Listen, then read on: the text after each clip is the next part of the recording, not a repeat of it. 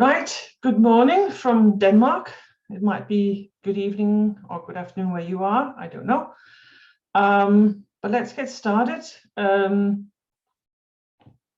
would like to, first of all, welcome you to INRePALC's very first international online networking event.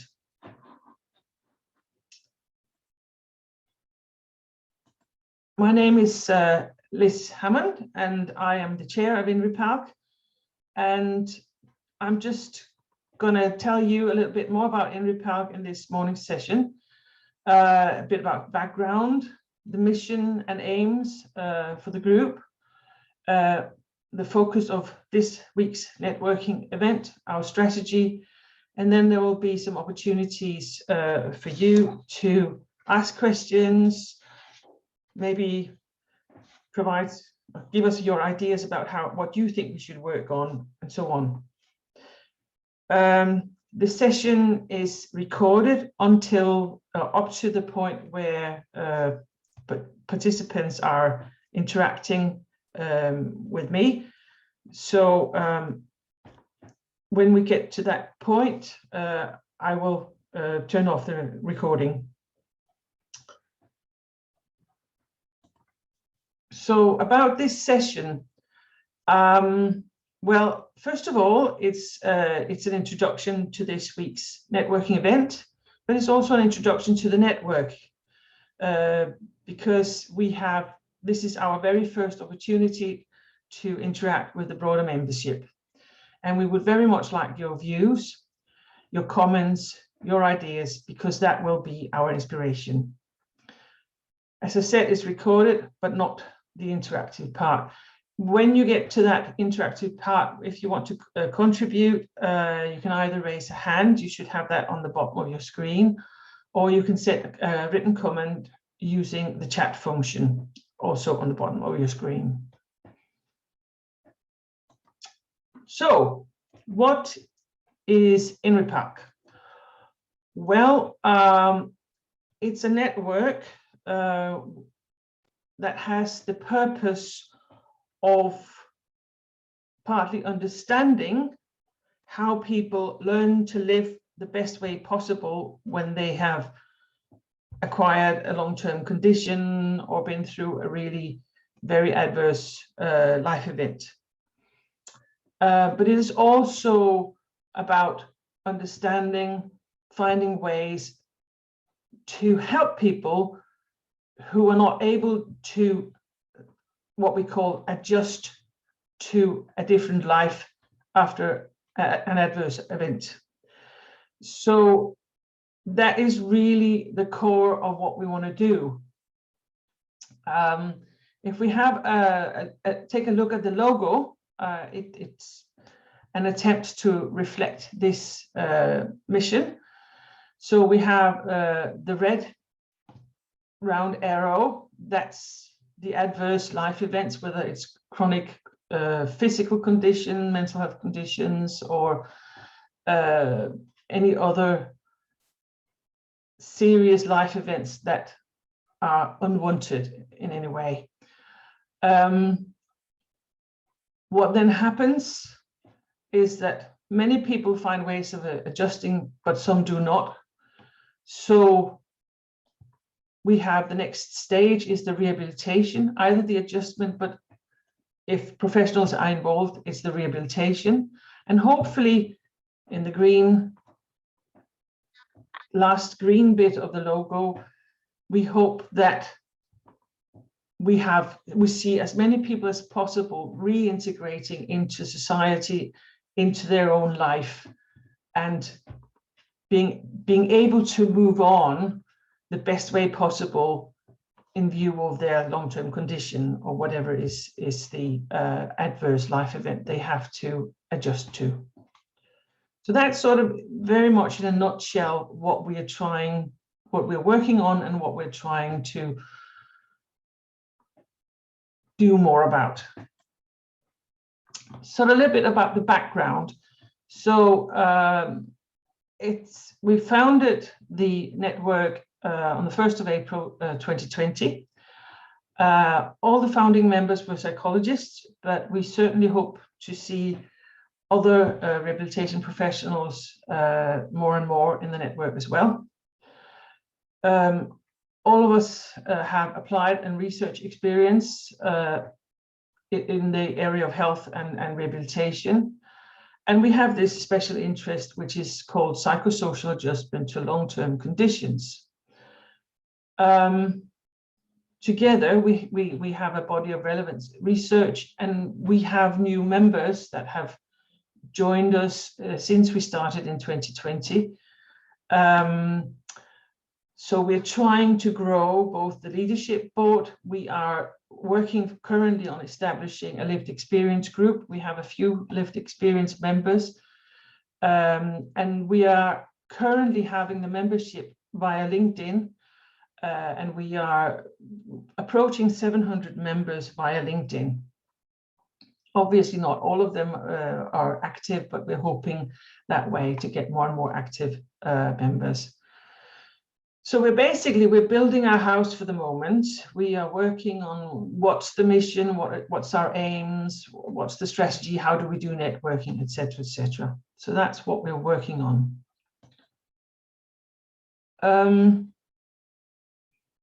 So who is INRePALC, or who do we want to become? As I said, we're mostly psychologists for the moment. We have a few other professionals now, but certainly we are very much researchers, because we need researchers in order to enhance or develop the knowledge and understanding that we have. We would like to also involve healthcare providers, certainly clinicians and rehabilitation professionals, long-term condition advocates, charities, patients groups, and certainly people living with long-term conditions. They are really, in many ways, the experts on what is it like to live with a long-term condition. But also relatives, friends, and others affected by long-term conditions are really important. And really anyone else with an interest in psychosocial adjustment and rehabilitation is welcome in this network. So what's the mission and the aims? Well, as I said earlier, this is about psychosocial adjustment, rehabilitation, the science and the practice of it. So rehabilitation has for many, many decades become more and more specialized on the biomedical and biomechanical area. The psychosocial understanding is maybe less advanced because less attention has been paid to it over the last many decades. But it's becoming more and more clear that this is really, really important if we want to help people rehabilitate and come back to a life that is working in the best way possible in view of whichever condition a person has to live with. So we want to bring the knowledge and the knowledge level and the specialism up to a much higher standard. But alongside that, and maybe more importantly at this point in time, is awareness. It's sort of bringing out the message, what is psychosocial adjustment and what is psychosocial rehabilitation? Why is it important? And what happens if we don't attend to it? And this is important because those who might fund it, they need to know what's at stake, why it is important to fund it. And as I said earlier, we want to be very much inclusive. We need to have people with long-term conditions and their relatives, informal carers, friends, whoever is living with this. We need you involved because you have the stories, you have the experience that can illustrate how important this topic is. So the focus of this week's networking event is exactly that. It's raising awareness. It's also trying to define the terms what is psychosocial adjustment, what is involved, what is psychosocial rehabilitation, and so on. By doing this, we also hope to obviously engage the membership and hence, you know, like the growth of the network. Hopefully this will make some of you join us a little bit more actively. And we're also continuously developing our strategy. So any feedback we get from you might give us some inspiration to what's our strategy, where we're going with this. The whole week we're asking some central questions that we would ask your help to answer. And to that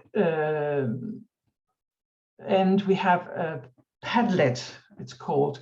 So it's a tool where you have the questions on the screen, and you can type in your suggestions to what the answers are. If you look at page 8 in your delegate pack, there's a link there to the Padlet.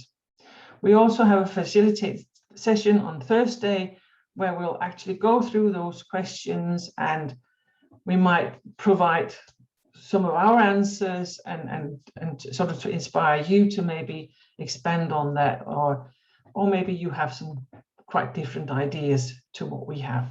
So it would be really great if you could join that, or if you don't have time on Thursday, if you go and have a look at the Padlet tool and give us a few of your answers, that would be really great. Thank you. So what is our strategy? Well, we have been thinking quite hard about this. One major obstacle to a grand strategy is the funding challenges, because as a network, we're not nearly big enough or formalized enough to actually attract major funding or even apply for major funding. So for the moment, we are thinking about writing joint publications, and as individual researchers, and hopefully increasingly as a network of researchers, building the research and evidence base. And it's really the strategy for the moment is just growing, so we can get to a point where we actually can apply for network funding and maybe for bigger international funding. So in terms of the growing part, there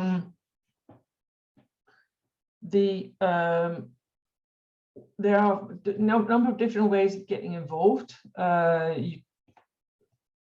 Most of you are probably members of the LinkedIn group. If you're not, you can go in, you can find the INRePALC LinkedIn group. You have the link on your delegate pack, so join there. You could become maybe a member of the lived experience group if you're living with a chronic condition. If you want to do that, please contact Steph Kilic. The email addresses are below. You might want to be a member of the leadership board. We particularly have, we're looking for people who are not psychologists, and people who may live outside in other places than Denmark, UK, and Australia, because these are the 3 countries for the moment that are most represented on the leadership board. Or you might be interested in research collaborations. So if you are interested in the leadership board or research collaborations, you can contact me. Or if there's anything else you want to ask about or any ideas you have, please contact me. And my email is at the bottom of this slide. So we are getting to the interactive points. So I will just stop the recording here, if you bear with me.